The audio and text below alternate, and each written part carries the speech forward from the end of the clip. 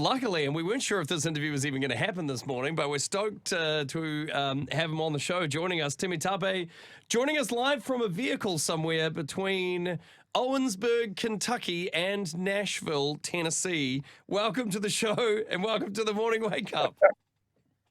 Thank you so much for having me and having my car as well. Yeah, literally the video is of sort of the background of your car. I'm loving that we've managed to fit this in. Hey, so we're talking to you this morning because you're heading down to New Zealand for the Stronger conference that's happening in Papamoa at the end of February, so February 28th to Saturday, the 1st of March. If you want to find out more details, you can go to currentchurch.nz /stronger. You're going to be leading worship while you're here. Is this going to be your first time to New Zealand? This will be my second time to New Zealand.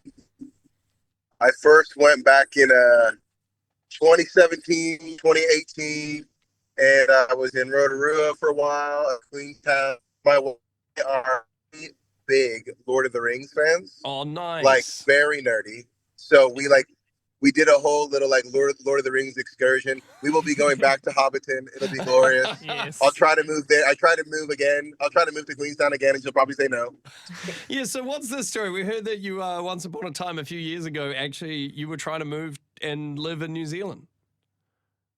Yes, because we went and we were, it was one of our anniversaries, maybe 2-3 years. And I just fell in love with the country, first off. And second, I was like, oh, Queenstown is incredible. I never want to leave this place ever. So I started looking for jobs, was going to apply. And my wife just very quickly shut it down. And soon after that, we got pregnant with our first. And so she was wise. She's like, no, dude, she's like, think about this logically. And I'm like, dude, I'm a musician. It's all heart, dude. No head. Logic is not my motivator. Yeah. How did you get connected with the Stronger Church conference? I did a conference last year called ICOM, International Conference on Missions, in Kentucky. And the pastor of Current Church came out to it. And the president of that conference is a guy named Andrew Jitt. Shout out to Andrew. He's a Kiwi. And so I told him, listen, any opportunity to go to New Zealand, sign me up. I'm still trying to move there. And he was like, okay, great.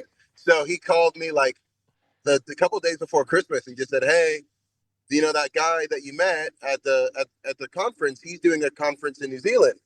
Do you want to go? And he was trying to tell me more about it. And I was like, say no more. I'll be there. I don't need to know details. All you need to say is you want to go to New Zealand, and I'm like, in. I don't care what it is. So it'll be great. And my wife gets to come as well, so it'll be so fun. Another opportunity to try and convince her. Yeah, will this be round 2? Yeah.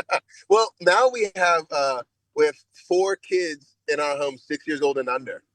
So we're leaving them at home, and she will and I will too. I want to get back, but I'm like, we also could ship them. UPS does great things. Get him over here pretty quick. Hey, so you've got a bit of an interesting background, right? So is it half Nigerian, half British, living in Nashville and coming to New Zealand? Yeah, dude. I'm like a multicultural experiment, you know? Does that play into that kind of background of 2 quite different cultures and that kind of stuff, and then you're living in the States? Does that play quite a bit into kind of your music and where your heart for worship comes from with the church? Yes. I mean, I believe that our God is multicultural, right? I believe that God's beauty and essence is much too beautiful to be monotonized into one monochromatic expression by one skin color, one culture, one whatever.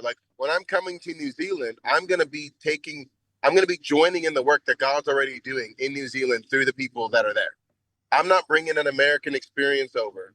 I'm coming to participate with what's already happening there. And that kind of mindset, as far as being able to see and to celebrate the beauty of our God across different people of colors and cultures and countries, came from just me growing up. I grew up in what I would call a multicultural cocktail, not a fun cocktail. Some people that drink, they might like Long Island iced tea or whatever, but like it was like a Molotov cocktail, like fires everywhere, you know? It was crazy because you got a very Nigerian African dad and a very British mom raising 3 kids in the United States. And so 3 cultures constantly clashing, constantly hitting. And when I grew up, all I wanted was for my parents to be quote unquote normal. But normal was just what was comfortable for me, right? And it took me a really long time. And by the grace of God, and I'm learning and still learning. Man, God, again, is so beautiful. He can't be monotonized. So the more we embrace differences, the more we stand together with our differences versus against each other because of our differences, the more we see the heart of God. And in Revelation 4 and 7, it details the throne room of heaven. It's got a diversity of heavenly beings. It's got diversity amongst earthly beings, and they're all united in worshiping him. So music is the central piece, one of the core ingredients for unifying the world, I believe.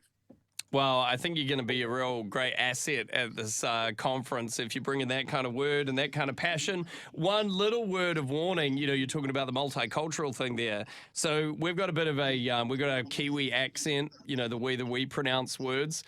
Americans, when they come here, if you're choosing any songs that you're going to do for worship that include the word dance in them, I would choose a different song because we say dance and it really sounds not so great. Doesn't? When we sing American songs that are about God's great dance, we say dance floor and it sounds Doesn't really sound odd. good.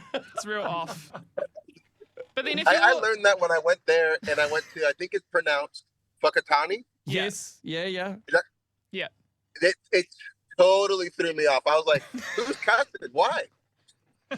Like, am I allowed to say the place name? Yeah, well, yeah, I guess this is the beauty of different languages and all that kind of stuff and expressions of faith all around the world. You know, you do see how people do things different, and you take a little bit of this, a little bit of that, and you know, we all realize that together we're all worshiping the same God. So I'm sure that everyone attending the Stronger Conference is going to be blessed to have you there, bro. So we look forward to having you in New Zealand, and maybe if you get a chance, if you're in Auckland, pop by the studio. We'd love to have you in. Oh, yeah. We'll be in Auckland for like 5 days, so we would love to see you. Oh, 100%. Looking forward to it then. If you want to head along to the conference, you can check it out at currentchurch.nz/stronger. Thanks so much for catching up with us this morning, bro. And we look forward to seeing you again. Sounds good. Thank you for having me. Ciao, bro. That is Temitope, and he's going to be playing, like we said, at the Stronger Conference. You can get all the details, currentchurch.nz/stronger.